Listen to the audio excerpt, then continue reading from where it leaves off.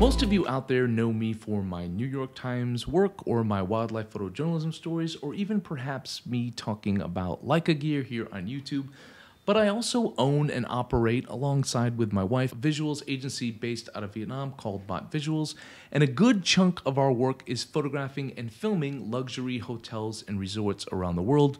I know, sounds like a really tough job. And in almost 20 years shooting and filming commercially, this particular property and shoot that I'll discuss today is the one that inspired me probably the most. I feel it's easily one of our best, if not the best shoot that we've ever done. So today I'm going to talk you through the shoot and share some photographs along the way. I'll share with you guys our process as a visuals team. And in the end, I'll share with you the final brand video we delivered to the client so you can see how the photography style drives the video and cinematography that we produce. So the client here was InterContinental Beppu Resort and Spa, kind of a mouthful. It's a luxury 5-star resort located in the onsen capital of Japan. If you don't know what an onsen is, I'll explain that later, but it's essentially a hot spring. And we did this shoot in 2 segments, a pre-opening photo and video conceptual shoot while the property was still under full construction, so we're shooting a lot offsite. And you might ask yourself like why they do this with the property not even open yet. They do this to create a buzz for the destination, for the property when it opens, just so the marketing team has some visual assets leading up to the launch of the property. And then after that initial shoot, around 6 months later, we returned to do a full shoot of all the product shots. That means we call product shots like shots without models of all the rooms, the lobby, the restaurant, the spa. And then we're also going to do a full lifestyle shoot, so shots with models, or in this case, 1 model. And then lastly, we're going to do a hero video for the property along with a few shorter cut down videos focused on spa, destination, and dining. So we had a lot of visuals to capture. We're going to be there for a long time. So today I'll focus on that second part of the shoot, walk you through why I feel it worked, and leave you with some takeaway lessons from both the creative and the client side. So for this phase 2 part of the shoot, we were there for approximately 3 weeks with a little break in between each shoot just to give the team time to rest and recover. And we also had to stay a couple extra days because a typhoon forced us to stay there, and the hotel graciously put us up with food and lodging for those extra days, so that was very kind of them. So here's how we work. Every team is quite different. So for a big shoot like this, we use mostly our core team, which resides here in Vietnam. We travel together, so that's a mix of full-time staff and then semi-part-time staff for creatives like a cinematographer and freelance models. So we segmented it into 3 parts. First, the product and room shots without models, then the shots with the models, then we're going to do the video shoot last. Sometimes this order varies depending on different people's schedules, but this sequence is actually ideal for me most of the time, as the visuals tend to improve as the shoot progresses, so the product part of the shoot without models is a lot less stressful for everyone because it just has less moving parts, no models, no makeup artists, no wardrobe and such. And this allows me to understand the light and work at a slightly slower pace and just sort of get in a groove and understand the property. So then by the time we do the second segment of the shoot, the lifestyle shoot with the models, I have a good feeling for the property. I have a good flow working with the client. I understand the light more, and we're just in a more fluid flow as a team and with the client all together. And then the third segment is the video, which is probably the most challenging because it has the most moving parts. It's the hardest technically, with more gear and more movement, and all has to work cohesively as a story, so it just tends to be the hardest. But by then, we're truly in a good flow working as a team with our own team and with the client as well, and understanding the property and knowing what works and what doesn't. So that's kind of the flow, and that's kind of how we work. But what made this shoot my favorite ever, and what made it my most successful ever commercially? So I'd say 3 key elements made it work. I'd say first, inspiration played a huge role. I was truly inspired by the destination, by the architecture, by the decor, by the overall minimalistic Japanese Zen vibe of this property, and then the setting perched into the mountainside overlooking the city below and the sea below. It was all just sort of magical. Everywhere I turned my lens, I could use my background rather than having to work against it, which often happens at a lot of properties. So this property actually has a proper unique selling point, or USP as they call it. That's like the acronym world. I didn't know, like the first shoot I did, I'm like just sort of I'm like, oh yeah, I know what that means. Each industry has their own acronyms and you have to learn them pretty quickly or else you sound pretty stupid and you could miss things as well. But most properties that we shoot, if I'm being honest, don't have like a proper USP. They really don't. It's usually like a beach view or a big pool or something most other properties have as well, so it's not really unique. This property, however, was centered in the onsen capital of Japan, in Oita. The town is famous for their natural hot springs, and the tourism scene also centers around the hot springs, so the resort really embraced that and built their own luxurious onsen and relaxation experience in the resort. So it was truly unique, not just the destination, but how they incorporated the destination into the property as well. So for those of you that don't know about onsen, they're essentially hot springs, but the proper onsen definition is a hot spring of over 25 degrees Celsius that contains a certain level of minerals. There's a whole tradition and culture that goes around this that's too deep to cover here, but it's an amazing experience and it's really relaxing and I absolutely love it. So I started every day before we started shooting with an onsen, and I ended every single day with a long onsen session. I've never ever in my entire life slept as well as I have on this entire shoot. Every day I felt like reinvigorated, truly. Like I crave to match that level of sleep that I had on that trip. So I was in a good mode. I was inspired by the architecture. I was inspired by the surroundings.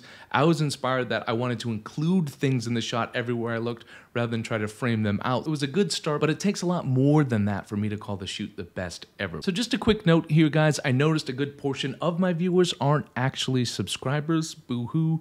So if you enjoy this type of content, it really does help if you take a moment to subscribe by just hitting the button below and join our little community here, or just subscribe and lurk. Either way, take a moment if you don't mind and hit the subscribe button.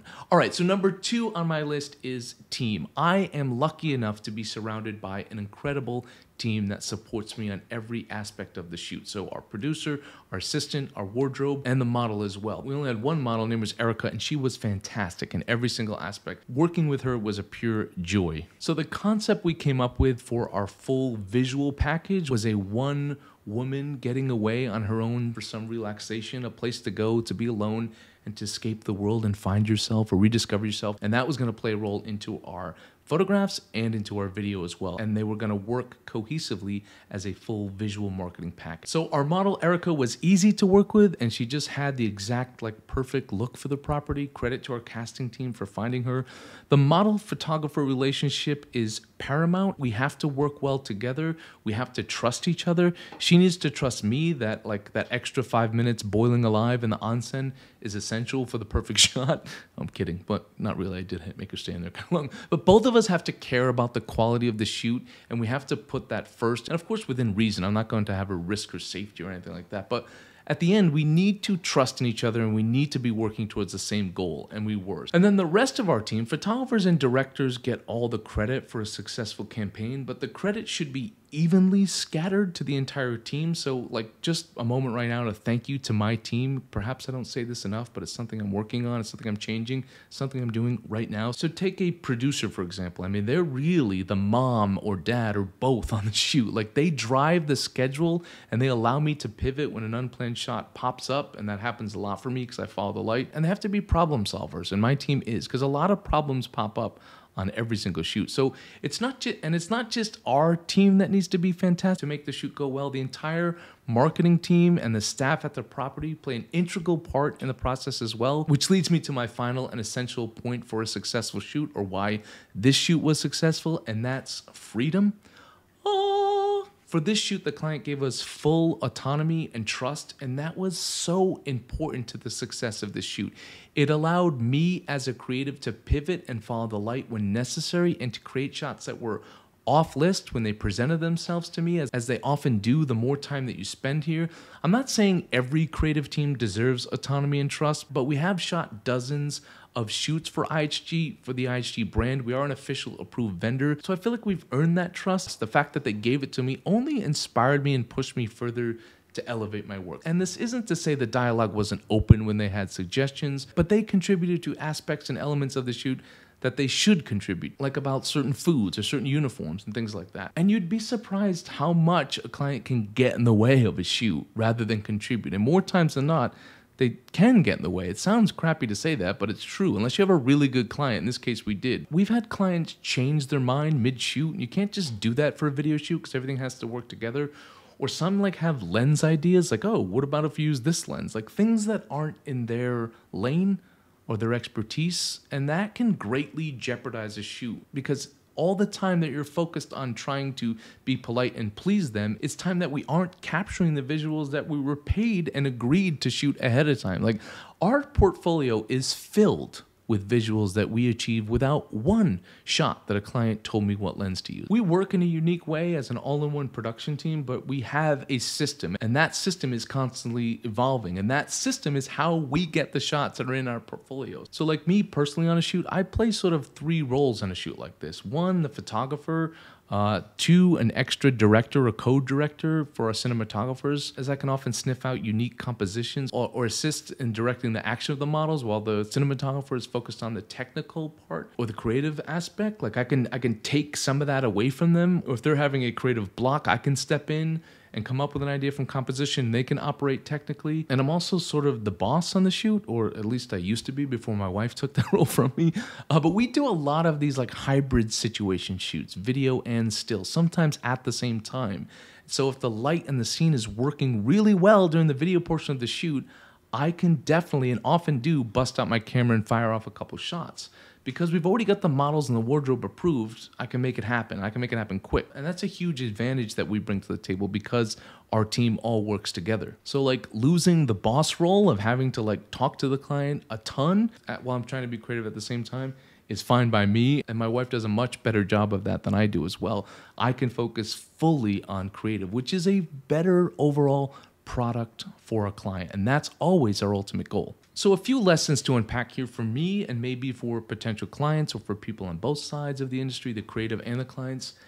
First, if it costs a little more or even a lot more for your production, but you think you'll be using the visuals for many years to come, like in this case, they've been using these for several years and they use them a ton, do it once and do it right. And consider how that cost averages out over 5 or even 10 years compared to doing like 5 budget shoots in that time that you have to redo every year. Another lesson for you photographers out there is don't undervalue your team and surround yourselves with a solid team and show them love and include them in the process and include them in the gratitude. If the client doesn't, make sure you give them a pat in the back. Make sure you tell them how valuable they are to you. And if the client does trust you, don't take advantage of that trust. Don't break that trust. Instead, use it to inspire you. Use it to deliver at the highest level. And don't walk away with this saying, I think you should exclude the client, but you need to communicate with them ahead of time and be clear of how you need to work as a team and with them to achieve the visuals that they hired you to do. Be nice, but be honest and be clear. And make sure you separate your ego from your ultimate goal, which should be to get the highest quality visuals for your client. So if your client does have a lot to offer,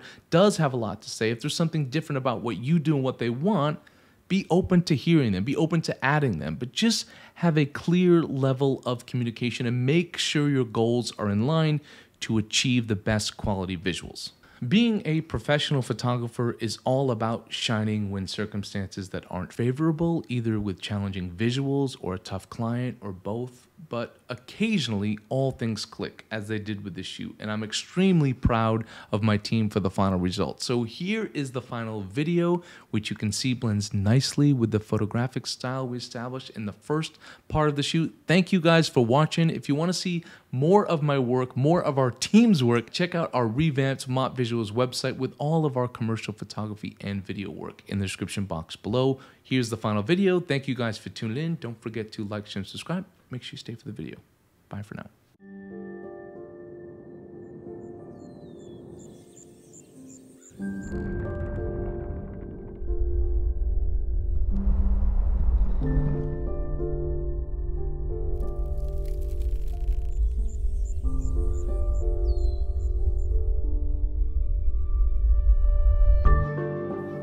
There is a place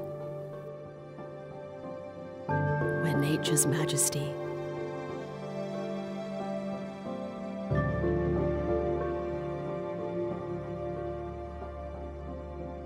and breathtaking design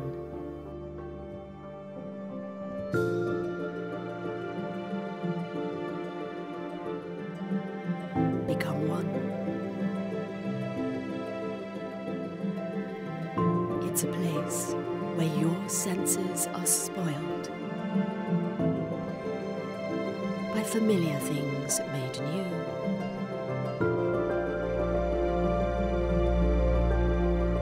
New sights.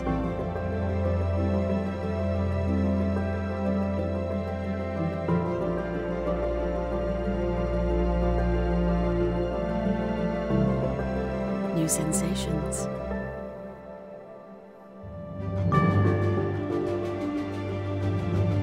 New tastes. In this place, every detail matters. And every day ends as it begins.